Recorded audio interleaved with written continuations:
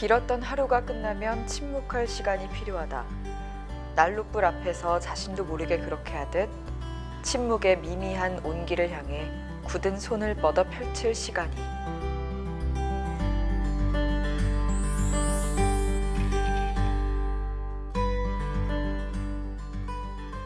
2018년 책의 해를 맞아 국립중앙도서관이 준비한 시간, 독서 국립중앙도서관 사서와 함께 읽다 진행을 맡은 김소영입니다.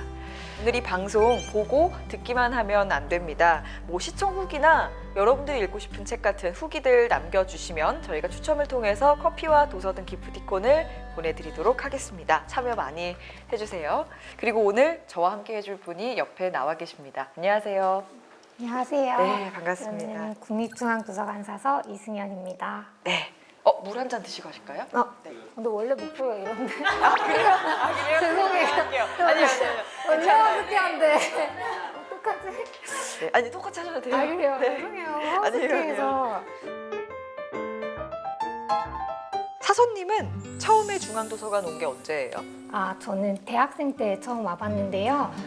국립중앙도서관이다 그쵸? 보니까 호기심이 많았던 것 같아요. 그래서 시간 날 때마다 와서 책도 읽고 과제도 하고 그랬었습니다. 네. 그때는 내가 나중에 여기서 일하게 될 거야 이런 생각은 못 하셨나요? 전혀 나요? 못하고 했으면 좋겠다 이렇게 생각만 했었어요. 저는 중앙도서관을 어릴 적에 한번 왔었는데 오늘 와서 보니까 요즘 도서관이 많이 달라진 것 같아요. 일단 1층에 오면 컴퓨터들이 이렇게 있고요. 네. 분위기가 많이 달라졌어요. 네, 도서관도 시대의 흐름에 맞게 많이 변화하고 있습니다. 특히 스마트폰이나 전자책 리더기로 책을 접하시는 분들이 굉장히 많아요. 그만큼 디지털 자료 제공에 힘쓰고 있습니다. 그렇구나. 이 알면 알수록 국립중앙도서관에 대해 궁금한 게 더 많아집니다. 어서와 국립중앙도서관은 처음이지부터 진행을 해볼게요.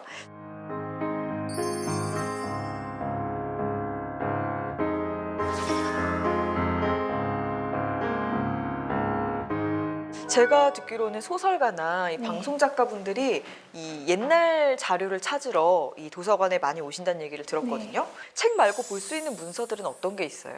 먼저 국립중앙도서관의 정기이용증을 가진 이용자들은 무료로 200여 종의 전자잡지를 보실 수가 있어요. 과오로뿐만 아니라 최신호까지 보실 수가 있어요. 정말요? 네, 모아진이라고 해서 저희가 제공하는 서비스고요. 또한 대한민국 신문 아카이브에서 1950년 이전에 발행된 고신문 74종의 열람 및 검색 서비스도 이용 가능합니다. 교과서에서만 보시던 독립신문도 이용하실 수가 있습니다. 그런 시대까지 자료들이 다 있을 거라고는 제가 생각을 못했는데 이 전자로 말고 실제로도 열람이 가능한가요? 네. 오래된 신문들은 보존상의 이유로 원형 상태는 열람이 제한된 경우가 있어요. 독립신문이나 대한매일 신보 등과 같이 역사적으로 중요한 신문들은 영인본과 마이크로필름 형태로 열람 서비스를 제공하고 있습니다. 네, 그런 거를 볼 수가 있는 거군요. 네. 그렇군요. 그러면 정기 이용증은 아무나 받을 수 있는 거예요? 네, 저희 이용증의 종류가 총 3가지가 있는데요. 네. 그날 와서 하루만 보고 이제 이용하시는 1일 이용증, 이제 정기적으로 오시는 분들을 위해서 발급해드린 정기 이용증, 네. 그리고 저희 도서관 어플 이용하시면은 모바일 이용증도 발급받으실 수가 있어요. 이게 아는 사람만 누릴 수 있는 혜택이네요. 또 하나 궁금한 게 저는 서점을 하는데도 잘 모르겠는 게 이제 도서관에 가면 청구 기호가 있잖아요. 책 밑에 스티커로 붙여 있는 경우도 있고 거기에 이제 번호대가 다 동의를 하잖아요. 네, 이게 이용자가 도서관 자료를 쉽게 찾을 수 있도록 도서관에서는 책의 주제를 한국 십진 분류법을 이용해서 청구 기호를 부여해요. 한국 십진 분류법은 우리나라 도서관의 표준 분류법인데요. 먼저 모든 지식 분야를 10개의 주류로 분류하고 다시 10개의 세부 주제로 나누면서 번호를 달아 청구 기호를 완성합니다. 그래서 대부분 비슷한 청구 기호를 가지고 있어요. 그러면은 다른 지역의 도서관에 가더라도 이 분류법에 대한 걸 알고 있으면 네. 책을 찾기가 좀 수월하겠네요. 네, 맞아요. 그렇군요.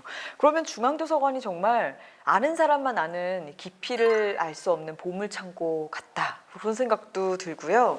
네, 지금부터는 이승연 사서님의 추천책을 읽어보는 마음을 읽는 서가 시간을 가져보겠습니다.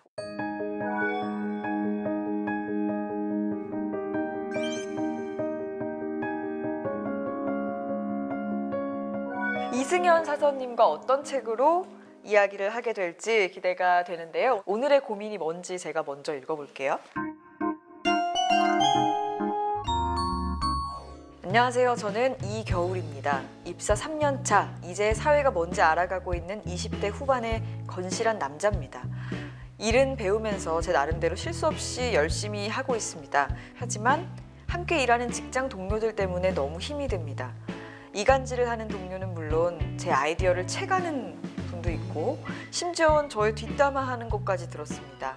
사회가 세렝게티보다 삭막하고 남극보다 더 춥다는 걸 느끼고 있습니다. 제 마음의 위로가 되는 책 있을까요? 하셨어요. 쉽지가 않죠, 이 직장 생활이. 그렇죠?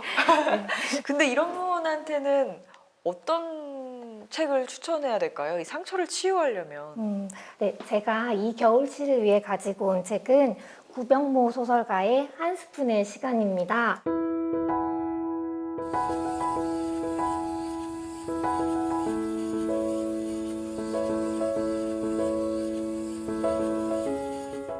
이 책은 해외로 유학을 갔다가 정착한 아들이 비행기 사고로 생명을 잃고 또 아버지에게 아들이 죽기 전에 보낸 로봇이 배달되면서 이야기가 시작이 돼요. 주인공인 세탁소 주인 명정이 이 로봇과 함께 살아가면서 로봇에게 서서히 마음이 생겨난다는 이야기입니다.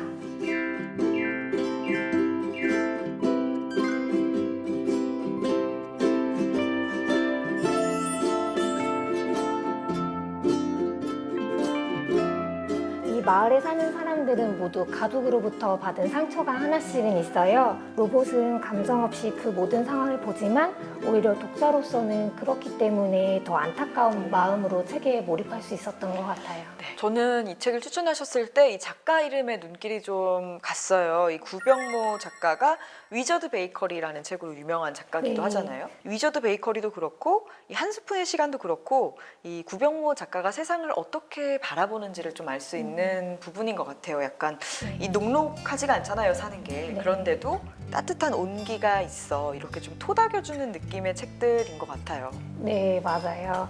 그럼 책 얘기를 본격적으로 시작하면은 해외 유학을 떠나서 이민까지 간 아들이 연락은 거의 하지 못하고 비행기 사고로 죽었을 것이라는 추측만 할 수밖에 없는 명정으로서는 절망적인 상황일 수밖에 없었어요.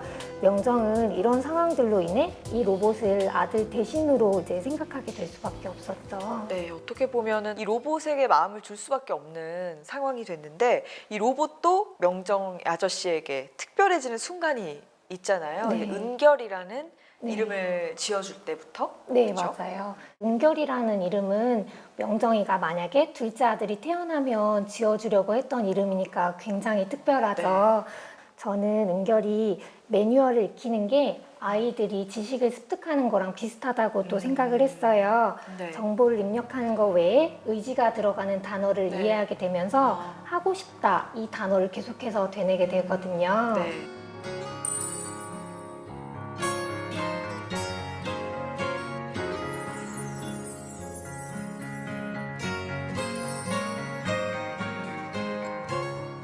네, 그렇게 은결이가 성장해가는 모습 중에 책에서 인상적이었던 장면 중 하나가 처음으로 진짜 자신을 인식하게 되는 상황이 나와요.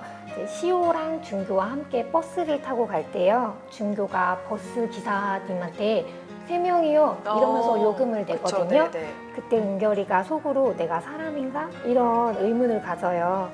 그리고 저는 아무래도 이제 짝사랑 그 편의점에서 알바를 하는 시호를 보러 가잖아요. 그런데 거기서도 이렇게 뭐 숨어서 쳐다보기도 하고 들어가지도 못하고 그런 부분에서 아 정말 어린 아이들이 사랑에 빠졌을 때 그런 느낌을 또 로봇이 내도록 이 작가가 그려냈다는 게 또 인상적이었어요. 맞아요. 이 책의 중심 이야기는 가족의 의미라고도 생각해요. 박사학위까지 취득한 세주는 홀어머니와 살면서 생활고도 겪고 나중에는 결혼하지만 금방 이혼해서 돌아오고요. 또 시호 역시 남자친구에게 폭행을 당했을 때 가족들이 걱정을 하기보다는 치료비를 더 받을 걸 그랬다. 이런 자조 섞인 말을 하면서 서로 상처를 주게 돼요. 이런 비틀어진 관계와 달리 힘들 때 도와주는 건 마을 사람들이에요. 그러니까 오히려 가족에게 받은 상처를 이웃에게 치유받는 이런 장면이 슬프기도 하지만 한편으로는 가족보다는 멀고 남보다는 가까운 그런 특별한 거리 때문에 가능한 관계일 수도 있겠다 하는 생각이 들기도 했었고요. 네, 맞아요. 뭐 가장 친한 사람들에게 속에 있는 말은 못하더라도 조금 거리가 있는 사람들에게 술술 얘기하는 그쵸. 것처럼 그럴 수 있을 것 같아요. 네. 저는 이 로봇이라는 객관적이고 또 비인간적인 개체가 이 소설에 나와서 어찌 보면 가장 인간적으로 인물들에게 대해주잖아요. 네. 그런 모습이 이 책에서 주는 큰 위로가 아닌가 그런 생각이 들어요. 네, 저도 그랬어요. 상대방의 상황과 기분을 섬세하게 관찰하고 생각하고 나중엔 심지어 배려까지 하게 되는데 이런 축적된 데이터를 분석해서 움직이는 거지만 사람의 마음을 이해하려고 노력하고 스스로 행동을 취하는 모습들이 참 인간적으로 느껴졌어요. 은결이는 이 책 속에서 계속 이 감정이 네. 무엇인지를 궁금해하고 어떤 의미를 담고 있는지를 알려고 하는 것 자체가 이제 공감하려는 노력인 거잖아요. 네, 우리 사연을 보낸 겨울 씨처럼 사실은 직장 생활에서도 뭐 나만 생각하는 사람들이 늘어나잖아요. 그런 상황에서 약간 이 소설이 난로 같은 네, 네, 맞아요. 존재가 되지 않을까 그런 네. 생각도 들었습니다. 네, 그러면은 이 한 스푼의 시간에서 어떤 결정적인 장면을 우리 이승연 사서님이 선택해 주셨는지 한번 들어볼게요. 네, 184쪽에 나온 문구를 선택했는데요. 너는 지금까지 사람이 밝혀낸 한도 내에서 우주의 역사를 모두 알고 있을 거다. 우주의 나이가 137억 년을 조금 넘나 그렇다지. 그 우주 안에 콩알 만한 지구도 태어난 지 45억 년이나 됐고 그에 비하면 사람의 인생은 고작 푸른 세제 한 스푼이 물에 녹는 시간에 불과하단다. 그러니 자신이 이 세상에 어떻게 스며들 것인지를 신중하게 결정하고 나면 이미 녹아 없어져 있지.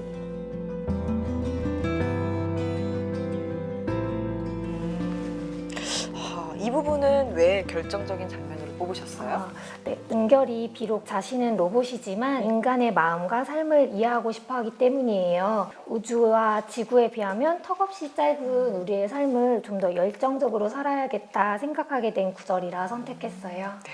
이제 겨울님 우리 사연을 보내주신 분의 각박한 회사 생활에 약간 뭐 열정을 줄 수도 있고 혹은 차 같은 거 있잖아요. 이렇게 마시기 전에 손 대면 손도 녹고 뭔가 마음도 따뜻해질 수 있는 그런 책을 골라주신 것 같습니다. 오늘 함께 해주셨는데 어떠셨나요? 제가 감동받은 책을 함께 나눌 수 있는 시간이어서 굉장히 좋았고요. 저 또한 이 시간들이 따뜻한 차 한 잔처럼 오래 기억될 것 같아요. 네, 말씀을 너무 잘하십니다. 우리 사서분들. 네, 저희도 이제 마칠 시간이 되었습니다. 지난 방송을 보고 후기 남겨주신 분들 중에 지금 자막으로 나가고 있는 분들은 도서와 커피 기프티콘을 드리겠습니다. 오늘 독서 국립중앙도서관 사서와 함께 있다는 여기까지입니다. 고맙습니다.